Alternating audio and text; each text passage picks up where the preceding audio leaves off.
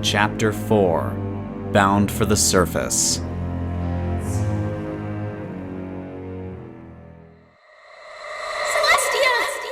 Celestia bolted up, panting, though she soon regretted moving so suddenly. Her head throbbed with a sharp, stabbing pain. Her ears rang. Her vision was rimmed with stars. Her nose was filled with the smell of vomit that had tried to come up her throat. It was an assault on the senses, and Celestia could only lay back down and lift a hoof to her throbbing head. What happened? Celestia asked as she cracked open her eyes again. She could see she was laying on a worn tarp with another covering her as a blanket. Her head was resting on a pile of guard-issue saddlebags.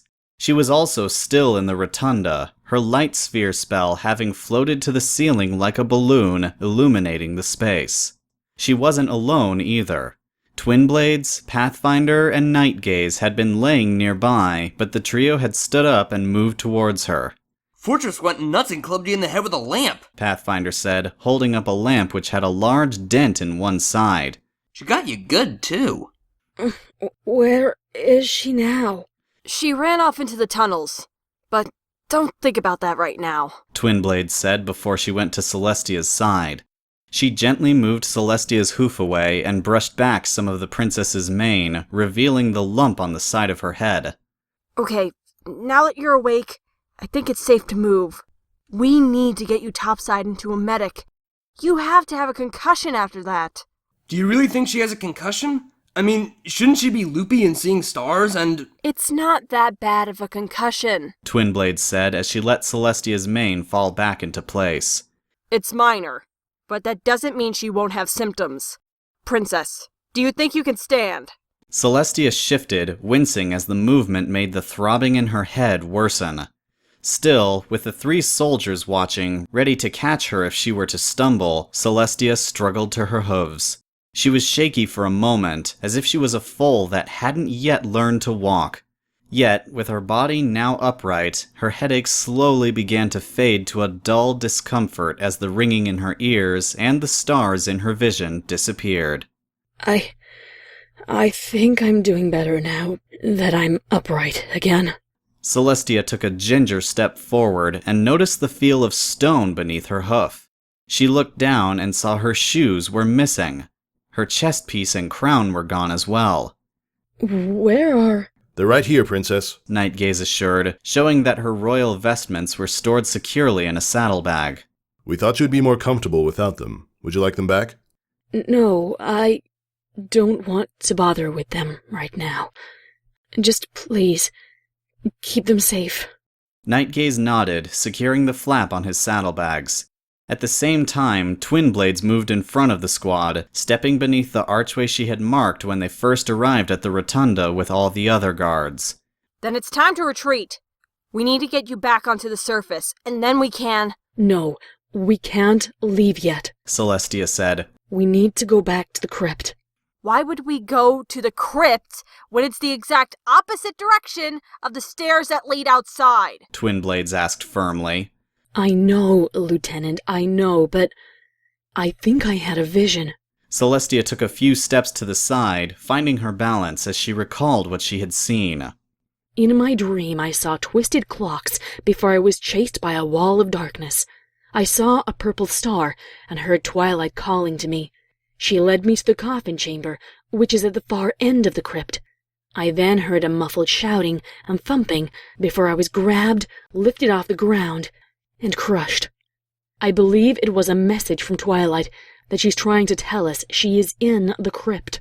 Celestia turned to look back at the squad and found concerned eyes looking back at her. Her temper flared and she stomped a hoof. It is what I saw. We don't doubt you, Princess, but you did take a blow to the head and you're sounding a little... Off your rocker? Pathfinder said, only for Nightgaze to lift a hoof and smack him in the back of the head. I mean, disoriented? Yes, that's, He paused to rub the back of his head. What I meant. Celestia furrowed her eyebrow. I am not... She winced and staggered back, her headache coming back in full force. going anywhere but outside. You're hurt. Twinblade said firmly as she stepped up to the princess. I promise you, Princess, I'll lead a dozen soldiers straight to the crypt if you believe that is where Twilight is. Right now, however, your safety is a priority. You need to see a doctor. But, Lieutenant... Princess, do you remember the promise you made me when we arrived? You agreed you would follow my orders, and my orders are we're retreating. We're getting you topside, getting you to a doctor. Then, we'll come back and storm this place with as many troops as we can.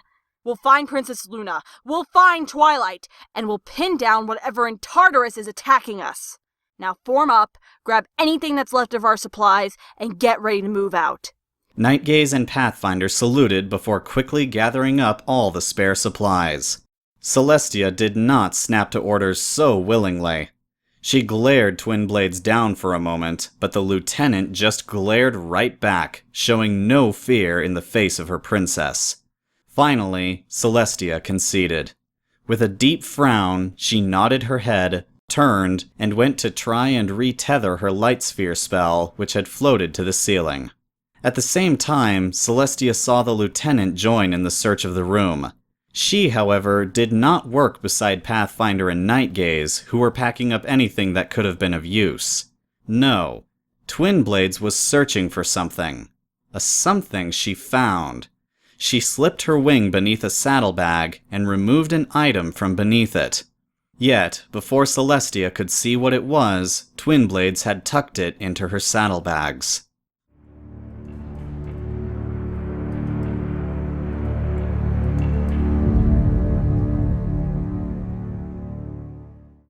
How you holding up, Princess? I am fine. Celestia replied coldly as the squad continued towards the exit. They had left the rotunda behind, as well as her light sphere spell. The blow to the head she had suffered, and the resulting headache, was making magic near impossible. A basic level light spell made her head throb like it was being pounded on by a hammer. An intermediate tethering spell, which would have let her pull her light sphere spell along like a balloon on a string, was beyond her capacity at the moment. Still, the squad had enough light to see. The light gems in the soldier's armor and Pathfinder's horn illuminated the tunnels ahead and behind as Twinblades guided them back to the entrance. And they had to be going the right way. The air was growing less stale. The smell of the Everfree Forest began to waft in the air. The entrance was close. This, however, did not bring relief to Celestia's thoughts or her headache. She could only think of the crypt and Twilight. Her dream. She did not believe it was the result of a concussion. At the same time, she was a mare of her word. She had promised she would follow the lieutenant's orders. She also didn't like to admit it, but she did need to see a doctor. If she was to raise the sun in the morning, which could only be a few hours away, she would likely need a double dose of something prescription strength. Here are those stairs, Twinblade said as she made a turn and began to ascend the ancient stone steps, every pony else following a few steps behind. I hope Shining Armor has a good excuse for why he hasn't sent the reinforcements we needed. I don't care what his excuse is, Pathfinder said. I'm just glad to be leaving this nut house behind us. I mean, no offense, Princess, but I wouldn't want to live here. This castle was far more warm and welcoming 1,000 years ago, Sergeant, Celestia said firmly. It was a beacon, so much like Canterlot. The greatest minds, the finest artists, the most talented crafts ponies. They all called this castle and the surrounding town their home, once upon a time. And there was never reason to fear the dark. All were able to rest their heads at night in peace, knowing my sister kept watch over them like the moon in the sky. The evening was as welcoming as a soft bed and warm blanket after a long day. Perhaps too welcoming. So many ponies found rest at night. So few stayed up. It all led to so much trouble. So then, why did you abandon this castle? It wasn't one thing. The ponies in the castle town all left, ruining the local economy. The stallions and mares of the royal court were jumping at shadows, fearing that Nightmare Moon hadn't been defeated, but was just waiting for an opportunity to strike. That and... the halls above held so many memories. I couldn't walk 10 steps without thinking of Luna and... what I had done. Sergeant, maybe this isn't the time to be talking to the princess about this, Twinblade said, glancing over her shoulder as the squad continued to ascend the stairs. Sorry. Pathfinder quickly apologized. You know me, I just like to kill time. It's quite all... Celestia came to a stop, looking up the staircase. The path forward disappeared into shadow, and, like in the archives, Celestia suddenly felt an urge to step into the darkness. She knew enough this time to resist the silent siren call. It's time you shouldn't have needed to kill.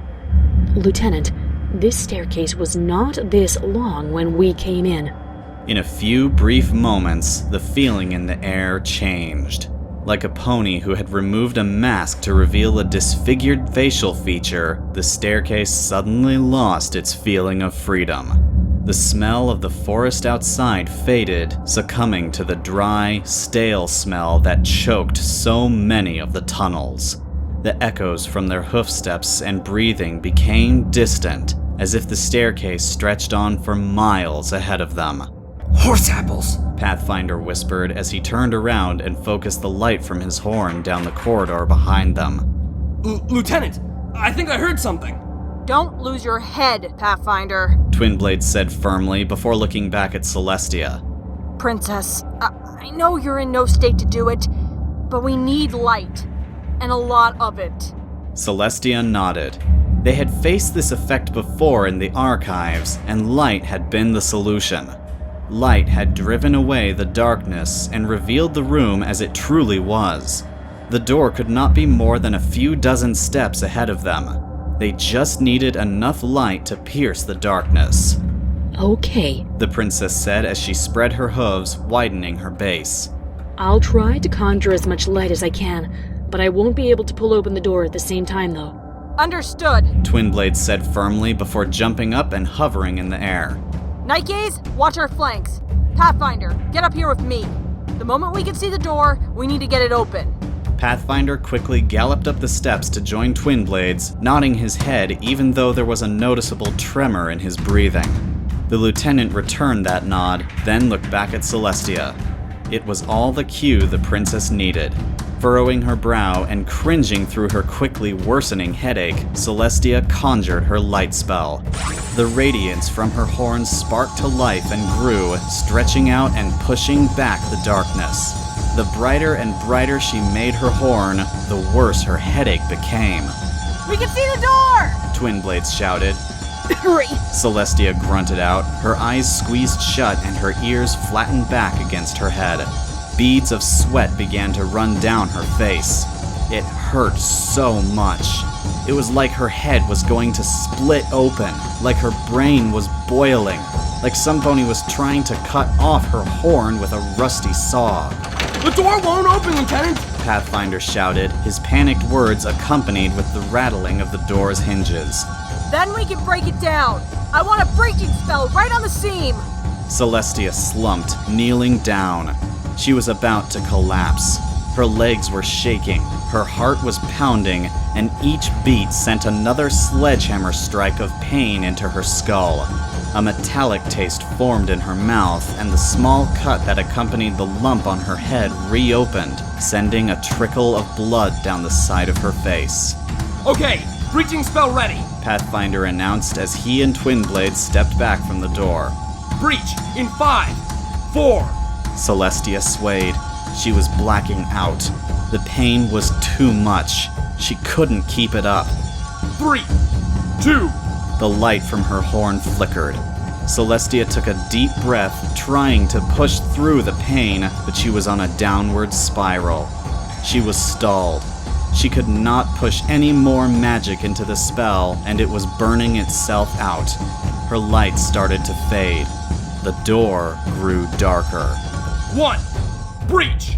Celestia's spell faded a moment before the breaching charge went off. It went off with a thud, the spell designed to produce no light, and the quartet heard the sound of the doors slamming open. They, however, were not greeted with pleasant moonlight or the fires of the guards who were still searching the castle's exterior. They did not see shining armor. They didn't see the old castle. All that lay beyond the door was another tunnel and more darkness. No. No. This is the way out. Pathfinder stuttered. He galloped forward to the doorway, stepping through and looking down the dark corridor before them. I know this is the way out. The lieutenant marked the right archway in the rotunda. We made 2 lefts, a right, and then another left. This is the right staircase. These are the right doors. This is the way out. We made a right, a left, and then 2 rights to get here. That means we need to make 2 lefts, a right, and then another left to get out. This is the right staircase. This is supposed to be the exit. Get a hold of yourself, Pathfinder! Twin Blades shouted as she landed beside him. Shove it, Lieutenant! Pathfinder snapped, turning and pointing a hoof at her. Shove your rules, shove your orders, and shove all your decorum right where the sun don't shine. Just say it. We're dead. We're all dead. We're gonna wander around here in the dark until some of us starve to death. Then, those who are still alive will do what Fortress did. They'll eat the pony who died, and then go back to starving to death until there's only one of us left. And then, you know what? That pony will starve to death and be food for the rats. We're all dead. Twin Blade's buck came swift and without warning. She spun, aimed for his chest, and bucked out her hind legs with all the strength she had earned from years of experience in the guard. Pathfinder was sent sprawling, sliding across the floor and crashing into the wall. His helmet fell off his head, clattering a few feet away. Twin Blades, however, didn't even give Pathfinder a moment to recover. She was on him in an instant, one of her wing blades pressed against his neck. You say we're all dead? Well then, let me just put us all out of our misery. Would you like that? No? Then get a hold of yourself! We aren't dead yet, and until we are dead, we're gonna keep fighting to get out. Why? 'Cause I want to see the sun again. 'Cause I want to see my friends and family again.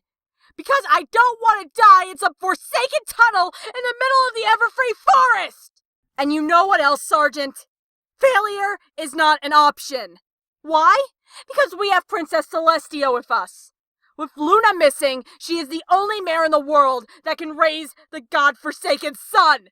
If we don't get out, then no pony outside will ever see the sunrise again. Do you want that? Do you want Equestria to wither and die in the freezing cold of night?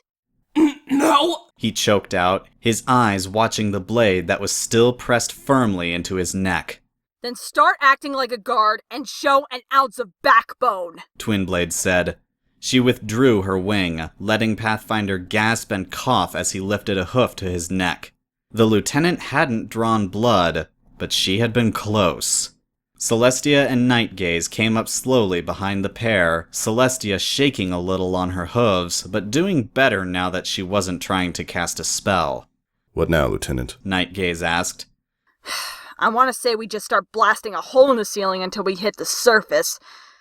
But considering how things are going tonight, I'm not sure that would even work. Twin Blades answered as she closed her eyes and rubbed her forehead. Just give me a minute to think. There is nothing to think about, Lieutenant, Celestia said with authority, even though her voice was still weak. If we cannot escape, then we continue the mission. We look for Twilight and my sister. And right now, my vision is our best lead. Twin Blades gritted her teeth, silently protesting the idea they go stumbling around in the dark because of a dream had by a concussion-rattled mare. Still, after fuming and fidgeting her wings with irritation, she spat a curse, turned on her hooves, and began to walk back down the stairs. Form up. We're going to the crypt.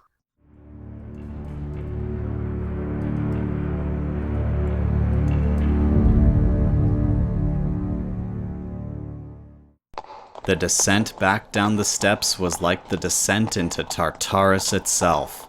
The air was cold, chilling. Each exhale from their lungs produced hot puffs of steam that curled as they rose to the ceiling. The sensation of being watched crawled on their skin, as if 100 eyes were watching them. The light from the gems in their armor and Pathfinder's horn, which had once seemed a firm shield against the darkness, now felt insufficient.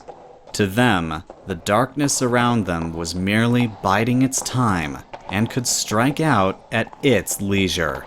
Yet nothing happened. They trekked through the corridors without incident. They were able to return to the rotunda and continue beyond, retracing the path that Celestia and Twinblades had taken earlier to reach the crypt. Their path was predictable, and never did it stretch on infinitely without explanation. Why hasn't anything happened? Pathfinder asked, staying close to Celestia's right side. The thing that hunts for us was content to let Fortress starve and slip into insanity, Celestia said. For all we know, it may enjoy watching us struggle and stumble through the dark. Pathfinder shivered and moved in a little closer to Celestia. Nightgaze and Twinblades seemed to close ranks as well. They would not admit it, but Celestia had seen this very behavior in her students time and again. They were afraid, and were clinging to her, consciously or subconsciously hoping for protection. So many in Equestria saw her as an unconquerable beacon. She was synonymous with the sun, constant and reliable. It pained her she could not protect them as she usually would, but without her magic, she was little more than an oversized Pegasus with a forehead deformity. So, Pathfinder said, trying to hide the tremor in his voice. If the thing isn't attacking us, should we even bother going to the crypt? It wouldn't want us to find Twilight Sparkle, would it? It is one of many possible explanations, Celestia confirmed as the group rounded a corner, continuing on through the dark. If the beast in the shadows feared Twilight or the knowledge she possessed, it would not want us to find her. At the same time, if Twilight has found a way to protect herself, the thing that hunts us may be allowing us to reach her. It may be using us to draw her out of her hiding place. Or, Celestia continued, her voice growing low, there is nothing Twilight has or knows that can help us. That all our efforts are and will be for naught. Jeez, Princess, couldn't you sugarcoat it a little? Celestia sighed and looked down at Pathfinder. I do apologize, my little pony, but we must respect the danger we face. I am without my magic, and we are without reinforcements, and we face an unknown enemy. We cannot lower our guard, nor pretend it isn't there. She looked forward again, her tone growing solemn. We face an enemy that defies the laws of reality, and, from my experience with Discord, we must be prepared for any possibility. The creature may want us to reach Twilight, or may see us as no threat, or... The door to the crypt loomed out of the darkness. It was still standing open, just as she and Twinblades had left it. Celestia stepped past the edge of the doorway and looked through it. An icy cold wind blew out from the crypt's depths, and the squad's lights seemed barely capable of piercing the darkness that clung like heavy curtains. Or perhaps it has set a trap, like a spider with its web, and is merely waiting for us to step into its parlor. Anyone vote we try and find the exit again? Pathfinder asked, glancing hopefully at the rest of his squad. No pony raised their hooves. Instead, Twinblades was the first to step into the crypt. She moved gingerly, and, once a few steps inside, she motioned with a wing for the others to follow. Nightgaze moved in behind the lieutenant, Celestia followed behind him, and Pathfinder hurriedly took up the rear, not wishing to be left behind. They moved into the darkness, which was like a soupy mist. It seemed to cling around them, hanging in the air itself. Their lights could not dispatch these shadows. The cold worsened, becoming the freezing cold of a deep winter. Their armor threatened to freeze to their coats, and shivers crawled up and down their spines. Any chance your magic is working again, Princess? Twin Blades asked, despite the fact her teeth wanted to chatter. No, I've already tried to light my horn, She replied. Nightgaze? Pathfinder questioned. I can hardly see the nose in front of my face. Pathfinder? Huh. I can see something, or the lack of something. Twin Blades brought the group to a stop and looked back over her shoulder. Sergeant, I'm in no mood for riddles. Pathfinder shakily lifted a hoof, pointing to the group's left. Aren't those holes supposed to have skeletons in them? Twin Blades and Nightgaze turned, the light from their helmets shining on one of the nearest walls, where they should have seen the skeleton of a pony long past resting in peace. The holes in the wall, however, were empty. All of them within the reach of their lights were empty.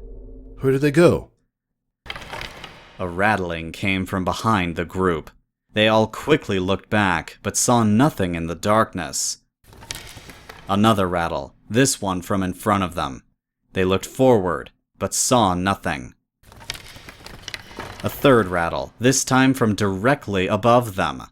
They turned their lights upward, illuminating the ceiling through the curls of inky black mist, and there saw pale white bones.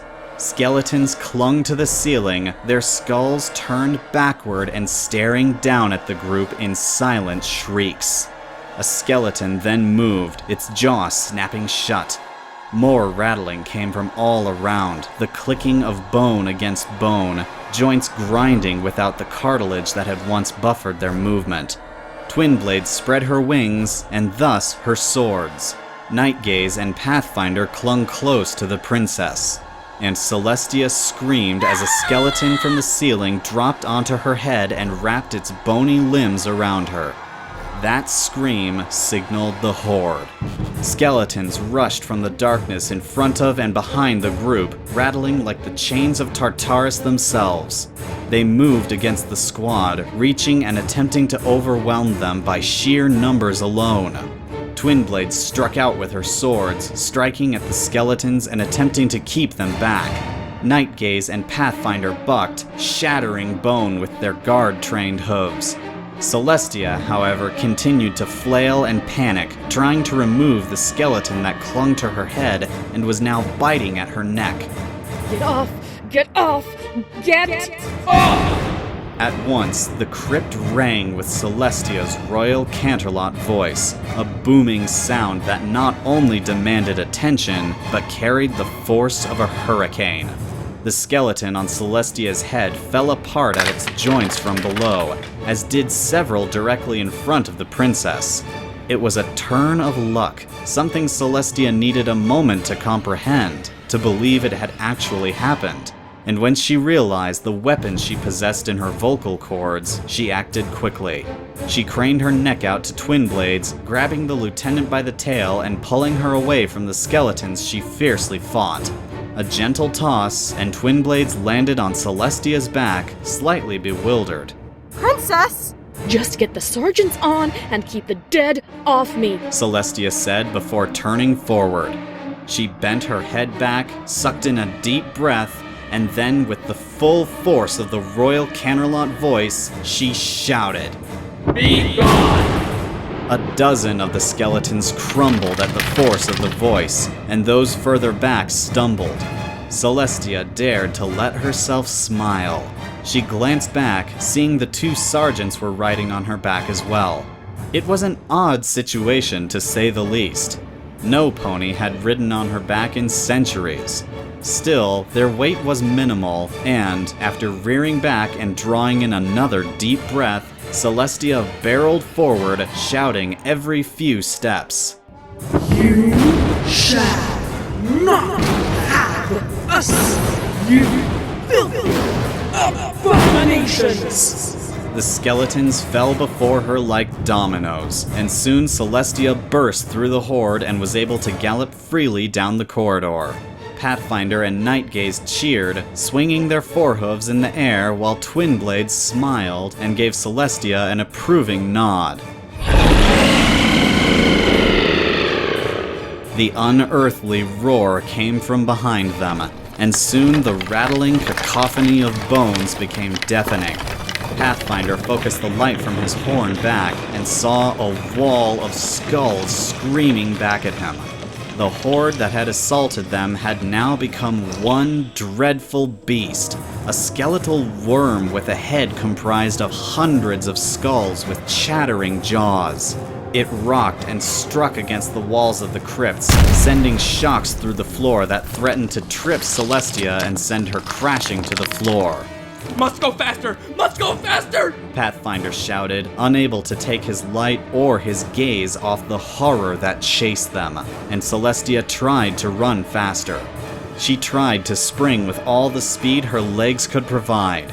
She skidded around corners, using her wings to keep her upright.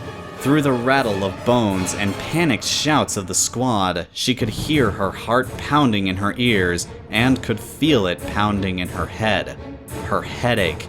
It was becoming unbearable again. She began to waver. She was not a race pony. She had not run this far nor hard in decades, and the pain. Her head once more felt like it was going to split open. Her vision began to tunnel, growing narrow as darkness overcame her eyes. She was going to pass out. She had to slow down, but if she slowed down, they would be crushed, if not torn apart by the skeletal worm. Her vision narrowed further, and as it did, she noticed a star in her vision. It was not stars, not plural. There was a single glow in the periphery of her gaze, a glow that was growing stronger, a glow that was purple. A flicker of hope filled her chest. They were close. She knew it. They just needed a little more time. Breathing harder, trying to put oxygen back in her lungs, Celestia pushed through her headache and focused on the path ahead. There was a bend coming up, a right turn. She pushed down, quickening her gallop. She then turned, spreading her wings as much as she could in the narrow corridor. She glided to the corner in the crypt, taking deep breaths. She then landed, skidded, turned to face the skeletal worm, and once more unleashed the Royal Canterlot voice. No! It was a single punch of a shout, which struck the beast and caused the bones in its front to crack and collapse in on one another. That led to a chain reaction, the worm falling apart as it changed into an avalanche of bone and marrow. It loomed, threatening to crush Celestia and the squad, but she broke into a sprint again, continuing to race down the crypt's tunnels. There! Celestia shouted, focusing ahead. Her vision was almost totally dark. She would pass out within moments, but she could see it, the purple star. It was right before her. The coffin chamber is just ahead. Twin Blades looked around Celestia's neck, seeing not the chamber, but a closed door at the end of the corridor they were racing down. She looked behind, saw the still coming avalanche of bone, and then shouted over the clattering of bones. Pathfinder, open that door! Yes, sir! He snapped back, turning around on Celestia's back and leaning to one side. He focused the magic of his horn on the door, and the great metal barricade began to yield. It creaked and groaned as it opened, and the growling and chattering of the bone avalanche seemed to only grow louder. Angered, its prey was about to escape. Inch by inch, the door opened, and step by galloped step, Celestia drew closer. It would be tight, but the door would be open wide enough. Celestia began to favor the right side of the hallway so she could duck in through the opening quickly. The distance was closing. They were getting so close. That's enough! Twin Blades shouted. Be ready to close at the moment we're... Get it off! Get it off! Twin Blades spun her head around, seeing Pathfinder flailing his forehooves. A skeleton had reformed from the looming avalanche of bone and had thrown itself onto Celestia's back. It was now attacking Pathfinder, scraping at his face with its hooves and struggling to bite him. Twin Blades looked back at the looming door, which was at best a few seconds away. Panic entered her voice. No! Night Gaze! Help Pathfinder! We need to close that door the moment we get inside, or the skeletons will flood the coffin chamber! Understood, Lieutenant! Nightgaze shouted, drawing himself up on Celestia's back. He turned around, seeing the rolling tsunami of bones coming towards them, and the skeleton Pathfinder was fighting with. Nightgaze tried to reach out a hoof, tried to buck the beast off, but Pathfinder's panicked flailing was making it impossible for Nightgaze to land a blow. Hurry! The door's coming up fast! Yes, sir! Nightgaze shouted before taking a deep breath. He then leapt. With forehooves extended and a battle cry booming from his throat, Nightgaze jumped over Pathfinder's head and tackled the attacking skeleton. He and the skeleton flew off Celestia's back, falling into and becoming consumed by the avalanche of bone. Nightgaze! Pathfinder shouted the moment he realized who had saved him and how. Pathfinder! Twinblade's shout came the moment Celestia had ducked through the door. The trio raced into the coffin chamber, and working off instinct and his own fear, Pathfinder responded to his lieutenant's shout. He called on his magic. He slammed the door shut, and the bone avalanche crashed against it a moment later. The sudden impact made the whole crypt shake, and Celestia, who had been trying to skid to a stop, tripped over her own hooves. She and the sergeants fell forward, the momentum of her sprint throwing them all into the air. They rolled, they bounced, and then fell into a heap at the far end of the coffin chamber.